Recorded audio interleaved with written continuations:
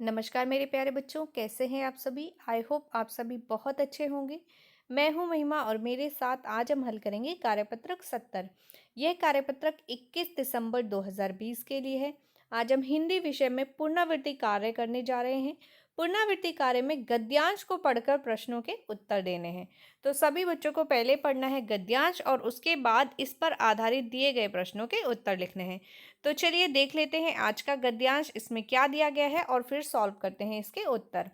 तिब्बत की राजधानी लासा की यात्रा पर निकले इस पाठ के लेखक राहुल सातकृत्यान अपनी यात्रा के आखिरी पड़ाव में आगे बताते हैं कि यानी कि राहुल सातकृत्यान जो इस पाठ के लेखक हैं वो तिब्बत की यात्रा पर निकले हैं और उन्होंने वहाँ क्या क्या देखा उसके बारे में वो क्या लिखते हैं, चलिए वो देख लेते हैं।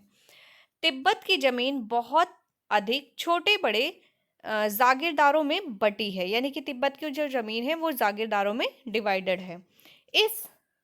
इन जागीरदारों का बहुत ज़्यादा हिस्सा मठों यानी विहारों के हाथ में है।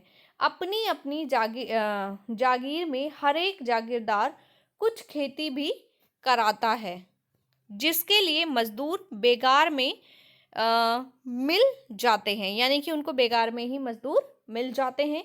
खेती का इंतजाम देखने के लिए वहाँ कोई भिक्षु भेजा जाता है, जो जागीर के आदमियों के लिए राजा से कम नहीं होता। शेखर की खेती के मुखिया भिक्षु शेखर की खेती के जो मुखिया होते हैं उनको भिक्षु यानी कि ननसे बड़े भद्र पुरुष थे। तो यहाँ पर बात हो रही है शेखर के खेती की। उसके मुखिया जो थे वो ननसे थे। वो बहुत ही भद्र पुरुष थे। वे बहुत प्रेम से मिले। हालांकि उस वक्त किससे मिले प्रेम से? वो राहुल सातकृत्यान से बहुत प्रेम से मिले। हालांकि उस वक्त मेरा वेश ऐसा नहीं था कि उन्हें कुछ भी ख्याल करना चाहिए था।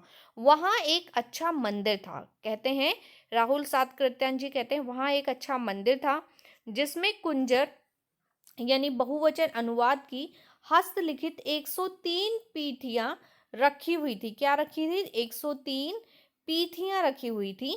मेरा आसन भी वहीं लगा, यानी कि उनको भी वहीं बैठाया गया। किसको? राहुल सातकृत्यान को। वह बड़े मोटे कागज पर अच्छे अक्षरों से लिखी हुई थी, यानी कि मोटे कागज पर मोटा मोटा लिखा गया था।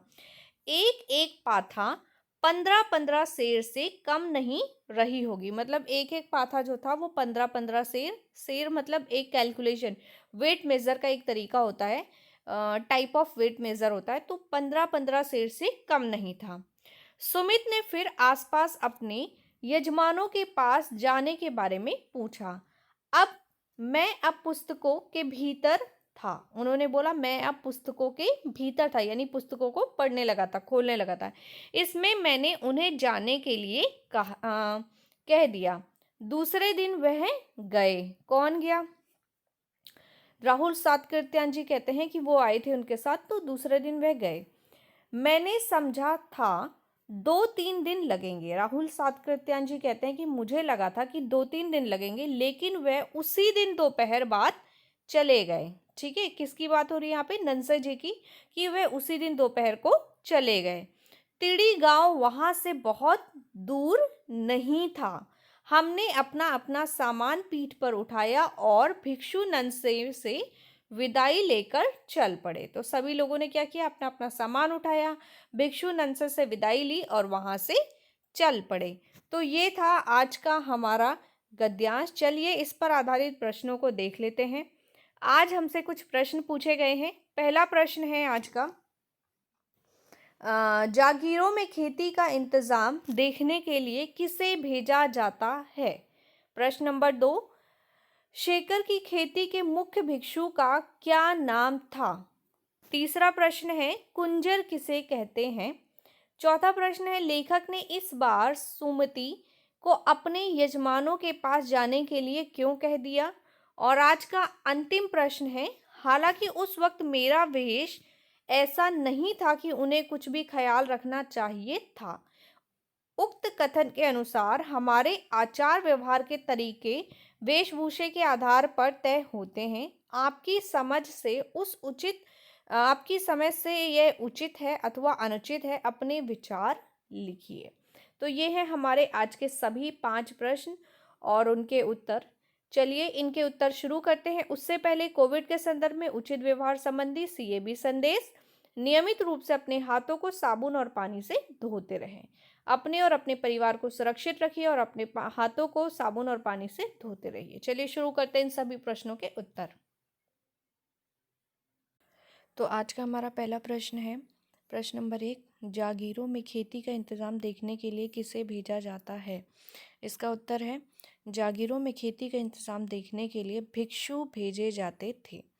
बात करते हैं आज के दूसरे प्रश्न की। आज का दूसरा प्रश्न है, सेकर की खेती के मुख्य भिक्षु का क्या नाम था? इसका उत्तर है, सेकर की खेती के मुख्य भिक्षु का नाम ननसे था। बात करते हैं आज के तीसरे प्रश्न की। आज का तीसरा प्रश्न है, कुंजर किसे कहते हैं? इसका उत्तर है, कुंजर हस्तलिखित बुद्ध वचन अनुवाद था जिसकी 103 पोथियां थी। आज का चौथा प्रश्न है, लेखक ने इस बार सुमति को अपने यजमानों के पास जाने के लिए क्यों कह दिया? इसका उत्तर है, लेखक ने इस बार सुमति को अपने यजमानों के पास जाने के लिए इसलिए कह दिया क्योंकि वह उस वक्त पुस्तकों में खो गए थे।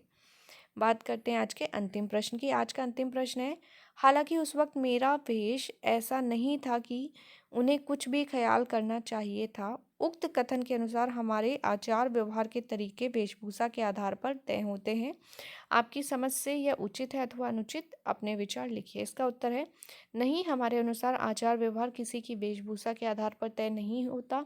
मनुष्य की पहचान उसके व्यवहार से होती है, ना कि उसकी वेशभूषा से। तो ये हैं हमारे आज के सभी पांचों प्रश्न और उनके उत्तर। आई होप आपको समझ में आए होंगे। यदि आपको समझ में आए तो वीडियो को लाइक करना है, शेयर करना है और चैनल को सब्सक्राइब करना है ताकि हर वीडियो का नोटिफिकेशन आपको टाइमली मिलता रहे। मैं हूँ महिमा और आपसे लेती हूँ विदा। जल्द ही मिलूंगी आपको नए वीडियो में नए टॉपिक के साथ। बाय बाय बच्चों, टेक केयर।